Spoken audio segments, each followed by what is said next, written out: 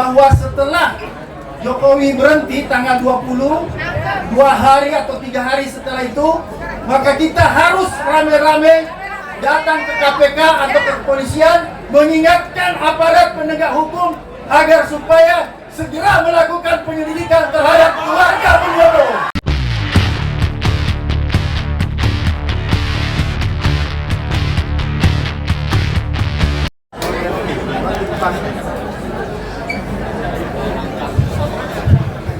Ya, Assalamualaikum warahmatullahi wabarakatuh. Selamat sore, salam sejahtera bagi kita semua. Waktu Bang Faisal Assegaf hubungi saya bahwa kita mau melakukan konsolidasi untuk menyeret, jangan pakai kata menyeret, membawa keluarga Mulyono ke meja hijau, maka saya bilang sama Bung Faisal, Bung Faisal, sampaikan sama Al Jazeera, ya, sama panitia-panitia lain, bahwa karena kebetulan kemarin waktu tragedi di Kemang, saya juga datang walaupun saya terlambat, dan saya melihat waktu selesai saya melihat para preman itu dibagi-bagikan duit, dan di situ ada polisi. Jadi saya bilang sama Bung Faisal, kasih tahu sama Al Jazeera besok, kalau misalnya acara ini tiba-tiba diintervensi oleh polisi, mudah-mudahan ada polisi di sini atau preman, dan kemudian meminta acara ini dibubarkan seperti kemarin, maka bilang sama mereka bahwa kita tidak akan pernah mau bubar dan acara terus dilanjutkan. Kita lawan. Makanya saya bilang, misal kalau udah klop itu, maka saya bersedia mengundang, karena terus terang kemarin saya kecewa sekali di Kemang, karena ternyata hotelnya itu yang punya penakut. Kenapa saya katakan penakut? Ketika polisi sudah datang dan disuruh menghentikan acara itu dihentikan. Itulah yang terjadi kemarin. Karena sebenarnya menurut saya nggak perlu dihentikan. Kalau pemilik ruangan itu tetap mengizinkan, kita tetap bisa melanjutkan acara. Tapi mereka takut dan tidak melanjutkan acara. Oke, itu yang pertama. Kemudian, Bung Rafli, karena waktunya singkat, saya ingin katakan begini, bahwa penyakit orang Indonesia itu mudah melupakan, satu.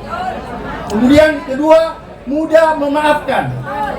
Oleh karena itu, saya khawatir bahwa setelah tanggal 20 nanti, ternyata kita semua yang ada di ruangan ini tiba-tiba lupa terhadap kejahatan yang dilakukan Jokowi. Jangan lupa ya. Oleh karena itu, supaya kalian semua tidak lupa dan kita berkomitmen di ruangan ini, siapapun yang ada di ruangan ini, kita harus konsisten menyatakan bahwa setelah Jokowi berhenti tanggal 20, 2 hari atau 3 hari setelah itu, maka kita harus rame-rame datang ke KPK atau ke kepolisian mengingatkan aparat penegak hukum agar supaya segera melakukan penyelidikan terhadap keluarga Mulyono. Karena kita tahu persis kalau keluarga Mulyono atau Pak Jokowi tidak diadili, maka saya sangat yakin bahwa presiden-presiden selanjutnya akan melakukan pelanggaran-pelanggaran hukum seperti yang dilakukan Jokowi. Oleh karena itu, sekali lagi saya ingin mengingatkan kita semua, setelah tanggal 20, mari kita geruduk KPK dan kantor kepolisian untuk mengingatkan bahwa segera melakukan penyelidikan terhadap Presiden Jokowi. Siap? Adili Jokowi. Terima kasih. Silakan puang daeng tanda tangan di sini. Jadi mereka yang sudah. Terima kasih Bang Refli. Assalamualaikum warahmatullahi wabarakatuh. Alhamdulillahirrahmanirrahim. Allahumma sholli ala Sayyidina Muhammad. Saya kira perlu diingatkan bahwa kita melakukan ini atas dasar komitmen terhadap Pancasila.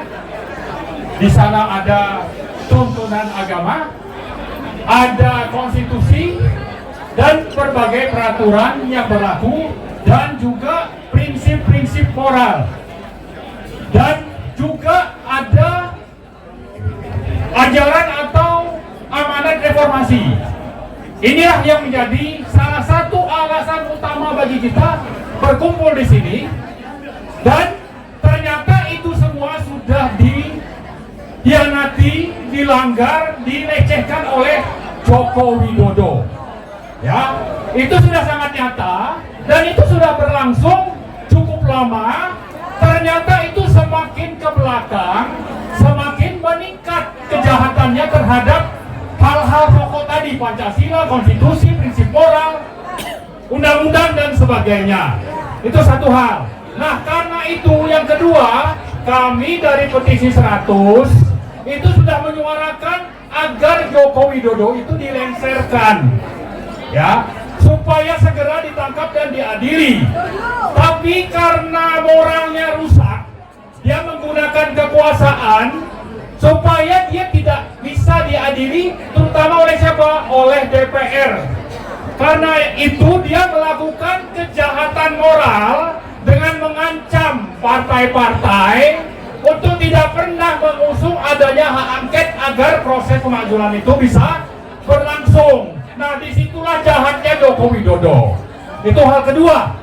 Kemudian yang ketiga, selama ini kita juga sudah bersuara, tapi banyak juga yang tersusupi sehingga tidak fokus, tidak seperti hari ini. Ada yang sibuk untuk kembali ke Undang-Undang Dasar, ada yang bilang, oh ini kita lebih bagus, kita cuma gerakan moral, jangan menggugat-gugat, dan macam-macam alasan. Nah, sekarang saya kira sudah waktunya untuk kita bersatu supaya Joko Widodo itu tidak sempat mencapai tanggal 20 Oktober. Supaya Joko Widodo segera dilengserkan kalau bisa minggu depan. Karena itu pula saya mengajak kita semua untuk berkumpul bersatu, menggugat berbagai hal, termasuk menggugat kebohongan Jokowi, menggugat Jokowi melakukan atau berada atau bertanggung jawab terhadap serangan preman di Hotel Grand Kemang minggu lalu, menggugat tentang kasus atau masalah buku Fafa, menggugat tentang PSN bagi oligarki yang sudah disinggung oleh Pak Said Didu tadi, termasuk juga supaya kita bersama-sama menggugat ke MPR agar Gibran tidak pernah dilantik menjadi wakil presiden. Setuju? Terima kasih. Assalamualaikum warahmatullahi wabarakatuh. Waalaikumsalam warahmatullahi wabarakatuh. Jangan lupa Bang tanda tangan, kasih nama ya. Kawan-kawan semua, di antara kita hadir contoh lagi korban kezaliman rezim Jokowi.